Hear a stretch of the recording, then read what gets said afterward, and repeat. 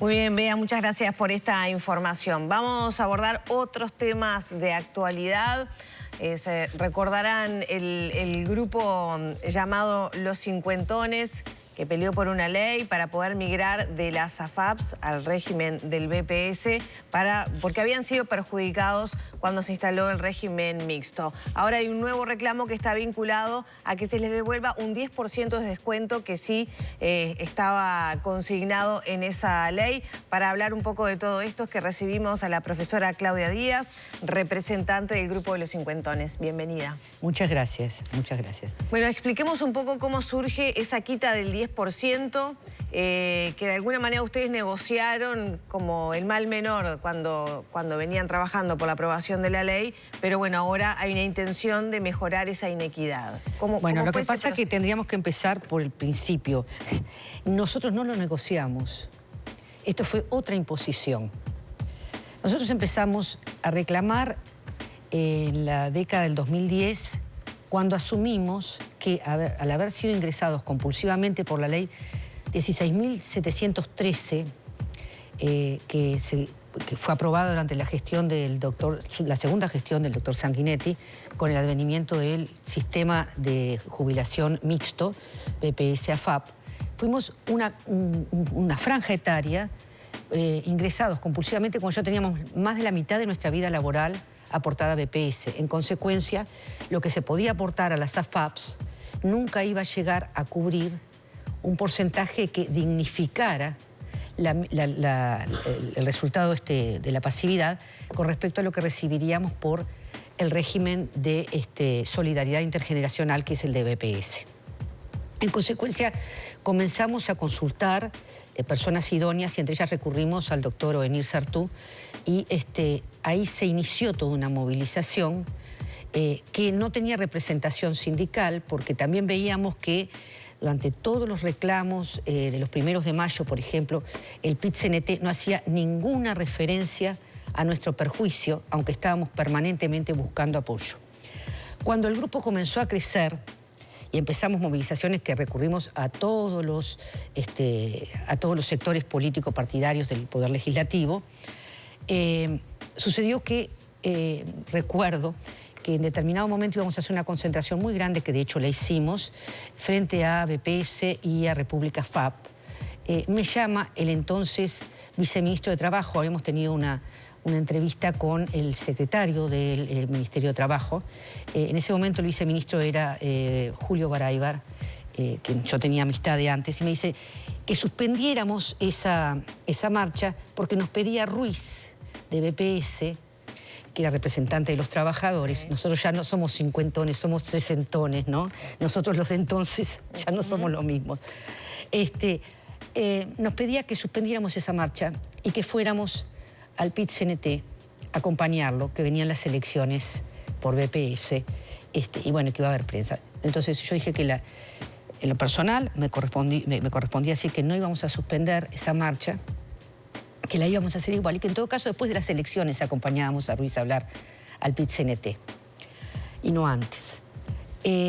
Por lo cual, bueno, la marcha fue multitudinaria, se empezaron a hacer receptores los medios de comunicación y esto comenzó a avanzar de manera que el entonces gobierno frentista del doctor Tabaré Vázquez comenzó a manejar la posibilidad de nuestro retiro del sistema mixto y nos permitieron, por la ley 19.000, nos permitieron.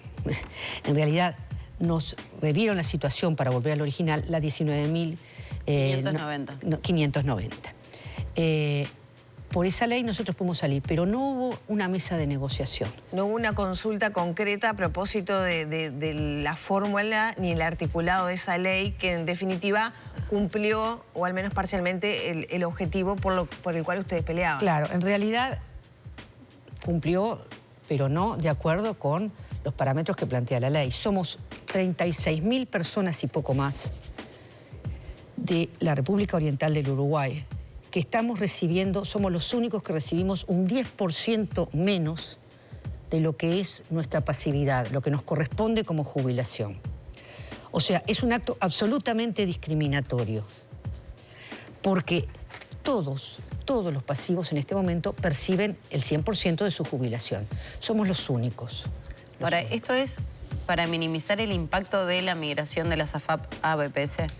Bueno, cuando se tomó adjudica? esta decisión fue porque se calculaba, lo calculó el equipo económico del contador y economista Danilo Astori, iba a haber un universo de 141.000 personas.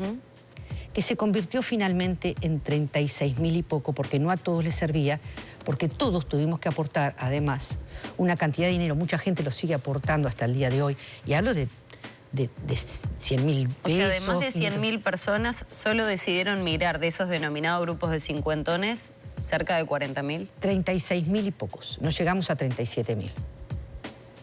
De esos, o sea, solo ese porcentaje vio la necesidad de salir de las AFAP. No es que vimos la necesidad, es que hubo otra gente que no podía, porque era tanto lo que había que pagar a BPS, mucha gente, lo que había que pagar a BPS, por todos los años que estuvimos en el sistema mixto y que no se había aportado a BPS, sino que se había aportado menos y más a las AFAPs. Las AFAPs mueve ese dinero para BPS, pero hubo un porcentaje que nunca se cubrió. Entonces la gente tenía que pagar en cuotas una cantidad de dinero que se hacía impagable, aún siendo activos, durante 3, 4 años. ¿No? Yo conozco una persona en este momento que está pagando algo de 10.000 pesos por mes a URs. Entonces, es impresionante el dinero que se debe. Entonces, mucha gente prefirió quedarse en el sistema mixto, por una razón de necesidad práctica. Y bueno, y otra que sí, que efectivamente, echar las cuentas, les servía más el sistema mixto. Y en base a eso, desde que se jubilan, les descuentan un 10%. A 36.000 y pocas personas. Vale decir, no a las 141.000 personas que se había visto. Por lo tanto, ahí no va a haber ningún déficit, porque estamos hablando de menos de un 25% de lo que se calculó como universo que se iba a volver al sistema de solidaridad intergeneracional, o sea, el sistema de BPS, ¿verdad? Ahora, hay un proyecto de ley del diputado Frente Amplista Felipe Carballo para revertir esta situación, no que se les devuelva durante todo el periodo que se descontó, sino que a partir que se apruebe se le retorne ese 10% a cada una de las pensiones. O sea, que sería retroactivo. No sería retroactivo. No sería retroactivo. Bueno, tampoco es un acto de justicia, ¿verdad? Tenemos que entender que tampoco es un acto de justicia, pero lo ven viable eso. Sí, en la medida que sea viable, por supuesto, sería una solución, ¿no? Hace 2 días nos reunimos, yo no pude estar presente, en asamblea en el anexo del Poder Legislativo, y hubo 200 personas que estamos efectivamente afectadas por esta situación, y se habló sobre este proyecto de ley. Sí, estuvieron en comisión y allí también tuvieron la palabra de legisladores de los diferentes partidos. Exactamente, exactamente. Estuvimos con la comisión de... Según contaban, todos reconocen esta inequidad. Totalmente. Pero ¿qué viabilidad le ven ustedes a que prospere este proyecto de ley de Carballo del Frente? Hablar de la viabilidad significaría hablar de cuáles son las formas en que se puede erogar dinero para que llegue a nosotros. Esa no es nuestra responsabilidad. Esa es responsabilidad del Estado, ¿no? Y si bien el Estado también somos nosotros, se necesita voluntad política para esto. No es posible que los partidos políticos en todos los órdenes, vivan tirándose piedras de la Colombes al Ámsterdam y viceversa. Lo que hay que hacer es, lo que decía hace un rato, patrón, que me parece muy inteligente, consensuar, ver cuáles son las prioridades, porque en definitiva yo ya estaba con un grupo de gente, muchos de los cuales son cincuentones, que decían, bueno, son, como bien dice también el presidente de la República, uno puede discrepar en muchas cosas y en otras coincidir, son empleados del Estado, están pagos quinquenalmente en un contrato que se renueva o no, para atender la situación del Estado en general. Entre ellas está esta situación que es no solamente de inequidad, es de discriminación. En un sistema donde se está hablando permanentemente de políticas inclusivas, esta discriminación la pone muy lejos como política de un sentido de justicia para estas 36.000 personas que estamos siendo afectadas, ¿no? ¿Y ustedes ven como posible que esto pueda tener desarrollo ahora en el final del periodo de gobierno? Bueno, eso depende de las condicionantes políticas que jerarquicen. Claro, porque el presupuesto ya está votado y esto podría generar un impacto en toda esta cuestión, ¿no? Claro, o sea, pero ahí está lo que no corresponde que nosotros hagamos la evaluación.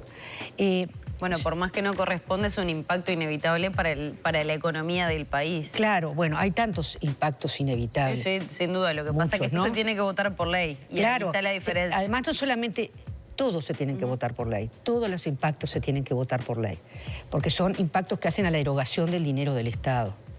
Digo, hay también situaciones de jubilaciones, de cajas que sale el Estado a salvar, con grupos muy minoritarios que tienen sin duda un privilegio jubilatorio. Eso para rever a nivel parlamentario en otra etapa, no en esta. Claro, por eso la diferenciación claro, que hacía pero Gloria todos, respecto a en definitiva, tienen que ser considerados como un impacto a lo que es la erogación del dinero. ¿Tienen una idea del monto que representa en gasto anual? O sea, gasto no, en realidad la inversión del Estado en la devolución de este 10%. Por lo que se habló de gente que es parte de este grupo, supondría menos de un 1% de las prestaciones que hace el BPS. ¿Qué significa en términos económicos? No sé, sé el porcentaje, pero sería muy, muy inferior a lo que se había estipulado o lo que se había proyectado con un universo de 141.000 personas. Muy inferior. Además, en definitiva, fue dinero que efectivamente le aportamos, porque hay un fideicomiso donde está nuestro dinero, que fue derivado de las AFAPs allí. Y bueno, una de las cosas que se planteó, bueno, 2 años menos de fideicomiso, que se calculaban 20, a 18, y queda pago ese dinero. Queda pago ese dinero, o sea, nos lo pagan efectivamente ese 10% que nos están siendo descontados. ¿Qué plan de acción tienen ustedes de no prosperar esta iniciativa en este periodo legislativo, que además los plazos ya se acortan? ¿Qué tienen planteado en cuanto a cronograma? Permanente movilización. Permanente movilización. Cada vez somos más los que estamos participando en esto y estamos pidiendo que por favor se sumen a nuestra causa. Ahora después seguramente va a aparecer una serie de formas de contacto con nosotros. A todos aquellos que salieron de las AFAPs les están descontando y no aparecen en nuestros recibos de jubilación un 10%.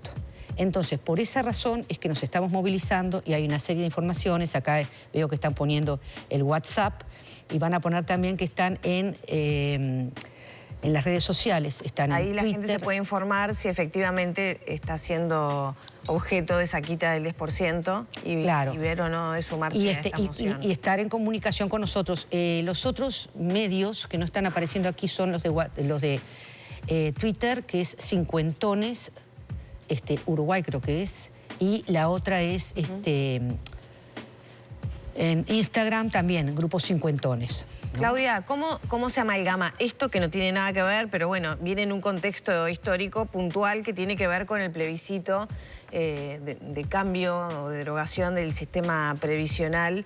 Bueno, los cambios que que están promoviendo el PIT-CNT y que van incluso en la Constitución. ¿A ustedes cómo conviven estas dos iniciativas?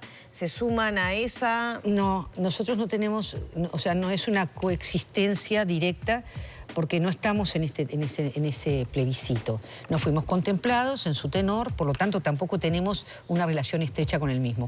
Cada uno de los integrantes de este grupo de cincuentones, hoy sesentones, tomará la decisión que quiera al momento del plebiscito, pero no hacia nuestro reclamo, no tiene absolutamente nada que ver. Nosotros estamos reclamando algo que es nuestro y que nos están sacando, y que pedimos la revisión voluntaria y de buena disposición política de todos los sectores políticos, no solamente del oficialismo, de todos los sectores políticos, para que se nos devuelva lo que es estrictamente nuestro.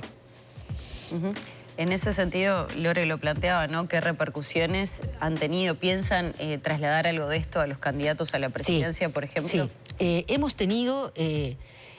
buscado antes de las elecciones internas. Porque si no se aprobara este proyecto, habría que reverlo para el próximo periodo legislativo. Obviamente. ¿Qué intenciones y voluntades hay por parte de quienes aspiran a la presidencia? Claro. Nosotros estuvimos intentando comunicarnos con todos los presidenciables. No nos ha sido fácil, no nos ha sido fácil. Yo hoy esperaba sinceramente la respuesta de la secretaría de una de las personas que es parte de las fórmulas. No he tenido respuesta. Supongo que a la brevedad tendré respuesta. Y bueno, por otro lado parece que ya se hizo gestión para que otro sector nos recibiera, pero creo que es fundamental también en este año electoral que los presidenciables tomen conciencia que somos 36.000 ciudadanos que estamos en esta situación con nuestras respectivas familias. Y no es poco, no es poco. Claro, el tema sí es, me imagino, ¿no? Por el porcentaje que representa de la población, si en definitiva, y es horrible que se diga, pero sí es redituable en materia económica, política y demás, ¿no? Claro. El tema. Claro. Usted lo decía, pasó con Ramón Ruiz, va a pasar con los presidenciales de cara a las próximas elecciones. Claro. Puede suceder. Claro, claro, claro que puede suceder. Puede ser hasta definitorio un resultado, ¿no? Es más de un 1%. Claro. El padrón electoral. Bien. Claro, claro. Claudia, muchas gracias por estos minutos. No, gracias a ustedes por recibirnos y bueno, quedamos a la disposición. Muchas que pasen muy bien.